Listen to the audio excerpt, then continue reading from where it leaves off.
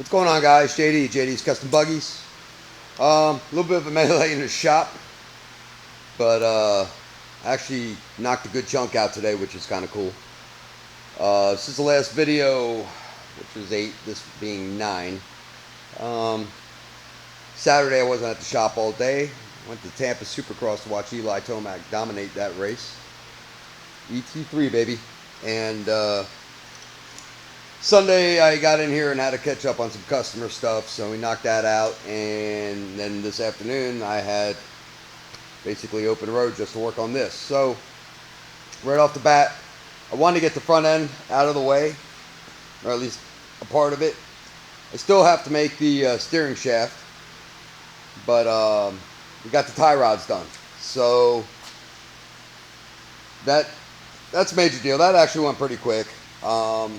I guess I'm getting better at it as far as guessing the length. And what you have to take into consideration is, and I was pretty close on the margin, and it's not completely towed straight right now. I mean, it's ballparked, but I don't have a whole lot. Like, I couldn't have made these any longer, otherwise they wouldn't have worked. So they're right where I need them to be. There is a little bit of room for adjustment. So when making tie rods, if you're making your own tie rods, the elements of making the tie rod is, you need a joint that's left-handed thread, you need a joint that's right-handed thread, and a couple of bungs, and I use 1-inch tubing. And so determining the length, basically you want to tow it straight, you want the rack in the center.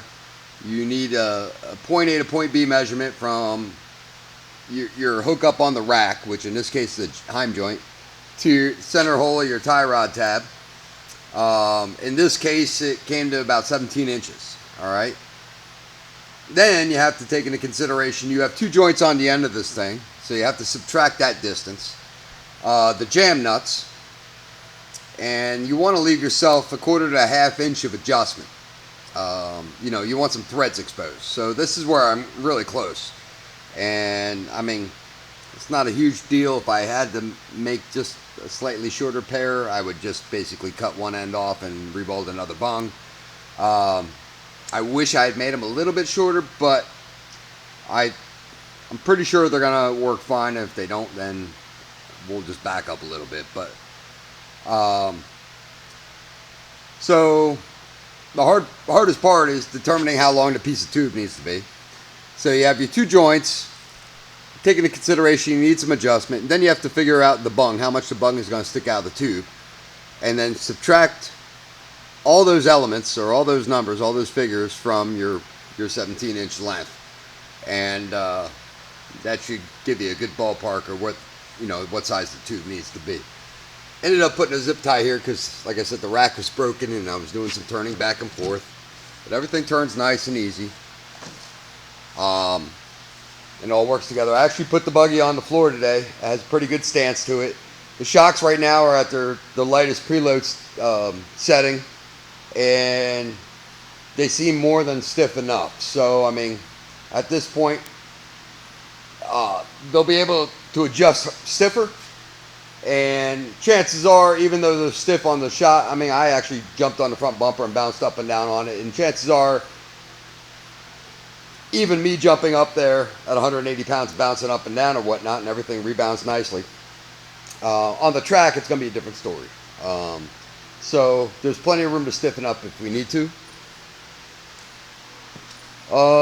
Then from there, like I had mentioned before, I wanted to weld this cage in. So right now it's all tacked. So I did take all the plastics out. Most of these Chinese buggies, they come with notched plastic pieces. So I took them all out and ran the bolts right back through without them. And then basically tacked each part. So, I mean, I'm not welded all the way around yet. I still have to climb in there and do all that. That'll probably be, usually what I'll do is get everything that's, get it where it's tacked good and hard. And then I'll just make a round and just weld the entire buggy up. So at this point, we're pretty much just tacked in place. But I mean, even tacking this cage, it's so much stiffer. It's going to get rid of all the rattles and whatnot, and it's going to pretty much make this buggy tougher and handle better pound for pound, you know, without adding any weight that way. It's basically the same bars that came with stock. So got that kind of all tacked in, and then kind of wanted to see what I was going to do with the back, and I wasn't really sure. I didn't want it to stick out too much, and I didn't want to be obstructive. This is where I'm at right now with it. And that's right now it's tacked in case I want to sleep on this tonight, in case I change my mind. It's not completely finished yet. I still have plans to bring a couple tubes down, just to kind of give it a little more look, and just to tie in everything together. From experience on the track and this and that and the other thing, the gas tanks mounted high are pretty much better. We had a bunch of buggies last year who slammed off petcocks and stuff like that, and you know, just even me and my Yerf, the tank is mounted in the rack, and that thing is compressed that much that there's a couple dings and dents, and my petcock's not sitting completely straight. It's been smacked. So this shouldn't be an issue with this buggy, because this tank's pretty high up there.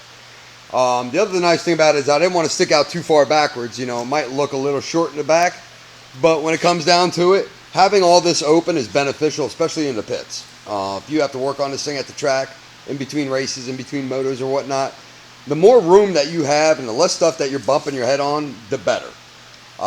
So, being this is a purpose-built track buggy, I figure it's just, you know, we could go with a much cooler look in the back, but when it comes down to it, functionality is a lot better than looks will ever be. It's all fun and games, so yeah, have to pull out tools in between motors. So that's where we're at right now. It's coming along really good, and we'll probably work on the 2 down tubes tomorrow and finish that back end. And I'm gonna pull the seat out. I want to get the steering column back together, so I'm going to put the steering column in, and then I'll work on the steering shaft. And I might have enough material here that I can do this tomorrow. If not, then tonight I'll probably be. I need to order some steering shaft material anyway. So either way, like I said, hopefully I can just knock this out tomorrow, and we'll have something to show tomorrow. So pretty happy so far. Hopefully they're going to be happy too. All the response from, I post pictures of my builds and tag the owners and whatnot as stuff's going on, and you know, which is kind of cool, because this way you can get a reaction. And so far everything they're seeing so far is positive, so that's a good sign. Yeah, I think we covered everything tonight.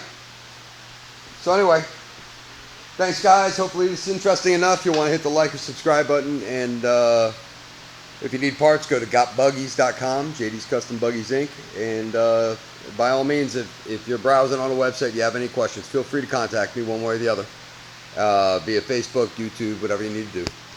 All right guys, have a good night.